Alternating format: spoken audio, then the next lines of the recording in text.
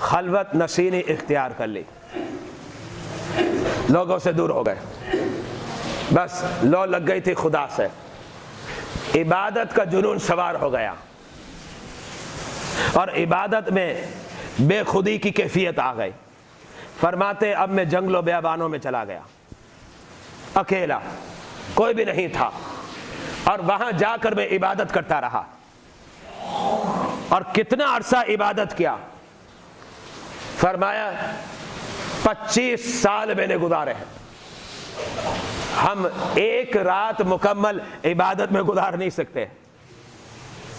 25 سال لوگوں سے دور ہو جانا اور جنگلوں بیابانوں میں چلا جانا، اور گزارا کس پر خود پوچھئے۔ فرمایا درخت کے جو پتے تھے نا وہ کھا کر گزارا کرتا تھا، بس اسی طریقے، دن بھی عبادت کی، رات میں بھی عبادت کی۔ وجہ کیا تھی؟ خدا کا قرب مل گیا تھا، اور جسے خدا کا قرب مل جائے نا پھر اسے عبادت میں تھکاوٹ نہیں لگتی۔ ہم تھک جاتے ہیں نا، قرآن کہتا ہے وَإِنَّهَا لَكَبِيرَةٌ، یہ نماز کیا ہے؟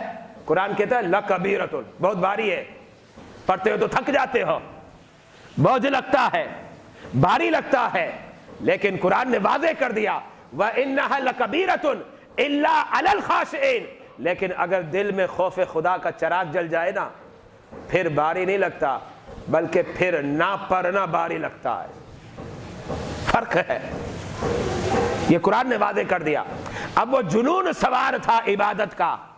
سرکار بغداد سیدنا غوث اعظم ایک ماہ نہیں، ایک سال نہیں، 25 سال تک لوگوں سے دور ہو گئے، اجنبی ہو گئے، لوگوں سے پہچان اور تعلقات کو ختم کر دیا، اور فرمایا دن رات جنگلوں میں بیٹھ کر عبادت کرتا رہا، دن رات، اور اسی انداز میں 25 برس گزار دیے، اور پھر